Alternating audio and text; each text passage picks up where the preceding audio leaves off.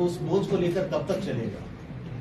ये मेरी मजबूरी हो गई कि जो कृत्य मैंने किया ही नहीं, जो काम मैंने किया ही नहीं, उस बोझ को लेकर मैं कब तक आगे बढ़ सकता हूं? क्योंकि जिस तरह से शुरुआत में मुझे भरोसा दिलाया गया था कि आप चिंता मत करो, सुप्रीम कोर्ट तक जाएंगे, जो व्यक्ति ये बात करते थे आज उन्होंने इस केस से संबंधित बात तक करना बंद कर दिया। तो ऐसे में मैं क्या करूंगा? पिछले 3 वर्ष से लगातार प्रताड़ना झेल रहा हूं। कभी 8 घंटे, कभी 9 घंटे, कभी 5 घंटे, कभी 10 घंटे, ऐसे ऐसे सवालों के जवाब मैं देता हूं। और जिसने आज तक जो कहा, जो निर्देश मिले, सिर्फ उन्हीं की पालना की। लेकिन आज इस स्थिति में पहुंच गया हूं कि मैं इस प्रताड़ना को और इस मानसिक टॉर्चर को मैं और मेरा परिवार क्यों बर्दाश्त करें? जिन परिस्थितियों में वो सारे काम हुए, उस वक्त मेरी जिम्मेदारी थी कि मैं उन कर्तव्यों का निर्वहन करूं, क्योंकि किसी व्यक्ति ने मुझ पे भरोसा करके अपनी कोई चीज सौंपी थी और मेरा दायित्व बनता था कि मैं उस भरोसे को बरकरार रखूं। और मैंने वो आज तक किया भी। मैंने पूरी तरह से उस भरोसे को बरकरार रखा, उसे बनाए रखा। आज तक आप सभी के सामने ये कहता रहा कि ये सारे की सारी जो घटनाएं हैं, ये जो ऑडियो क्लिप्स हैं, ये मुझे सोशल मीडिया के माध्यम से मिली। जब भी आप लोगों ने मुझसे पूछा या किसी भी जांच एजेंसी ने मुझसे पूछा, मैंने हर बार एक ही जवाब दिया कि सोशल मीडिया के माध्यम से मुझे ये क्लिप्स मिली। लेकिन वास्तविकता ये नहीं है। वास्तविकता ये है, 16 जुलाई 2020 को शाम को कुछ ऑडियो क्लिप्स वायरल हुई आपके माध्यम से, क्योंकि मैंने अपने फोन नंबर 9829620202 से आप सभी मीडिया के साथियों को वो ऑडियो क्लिप्स भेजी थी। उन ऑडियो क्लिप्स में कथित रूप से खरीद फरोख्त कर, विधायकों की खरीद फरोख्त कर सरकार को गिराने की साजिश रची जा रही थी। और मुझे जो कहा गया मैंने वो किया। अब घटना इस तरह से थी, 16 जुलाई 2020 को मुख्यमंत्री अशोक गहलोत जी होटल फेयरमाउंट आए थे, क्योंकि उस क्राइसिस के दौरान जो विधायक इस तरफ थे उन सभी को बाड़ेबंदी के रूप में होटल फेयरमाउंट में रखा हुआ था।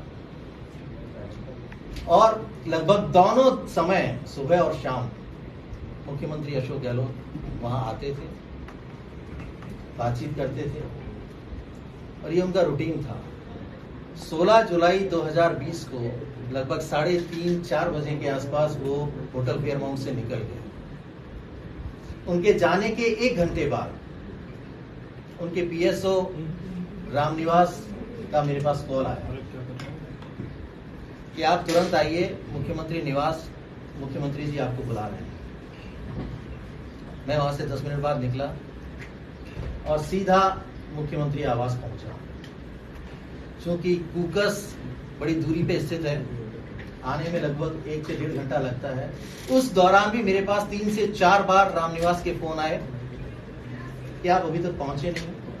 मैं तुरंत जब वहां पहुंचा तो मैंने देखा कि पिंक हाउस के चैम्बर में मुख्यमंत्री अशोक गहलोत मेरा इंतजार कर रहे हैं। जैसे ही मैं वहां पहुंचा, इस वाक्य को नोट कीजिएगा सभी, जैसे ही मैं वहां पहुंचा, मुख्यमंत्री अशोक गहलोत ने मुझे ये पेन ड्राइव और एक ये टाइप पेपर दिया। इस पेन ड्राइव में वो तीनों ऑडियो क्लिप्स थी जिसको मैंने आप सभी के माध्यम से जनता तक पहुंचाया। ये वो पेन ड्राइव है और ये वो एक स्क्रिप्टेड टाइप्ड पेपर है। आप सभी को याद होगा कि उस दिन मैंने ऑडियो क्लिप्स के साथ एक ये पेपर भी भेजा था। इस पेपर में कथित रूप से गजेंद्र सिंह शेखावत जी, जो तत्कालीन केंद्रीय मंत्री थे, दिवंगत हमारे विधायक भंवरलाल शर्मा जी और एक कोई संजय जैन, इन तीनों की बातचीत का हवाला दिया गया था।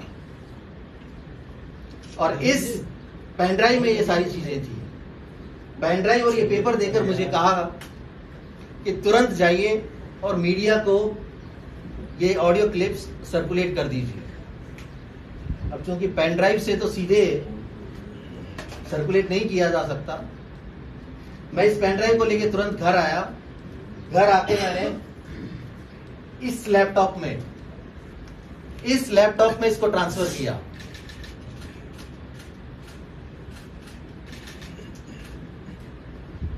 और लैपटॉप से मैंने ऑडियो क्लिप्स को अपने फोन में लिया और उस फोन के द्वारा आप सभी को, जो हमारे मीडिया के साथी हैं, उनको मैंने वो ऑडियो क्लिप्स सर्कुलेट की।